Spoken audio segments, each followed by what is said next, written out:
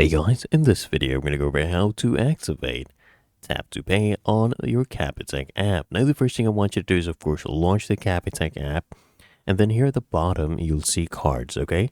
I want you to tap on it and then just select your card, and right here you should see this option Tap to Pay. As you can see, it's already on, but if yours is off, this is all you do. You tap on it, tap on Tap to Pay, and then you just toggle it on, okay?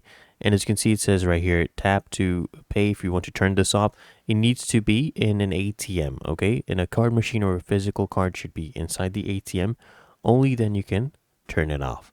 But otherwise, if you want to turn it on, you just go ahead and tap here on OK, and then tap on, and it will be on. As you can see right here, this is what it should look like, and that's all there is to it. And if you found this video helpful, make sure you smash that like button and subscribe to the channel.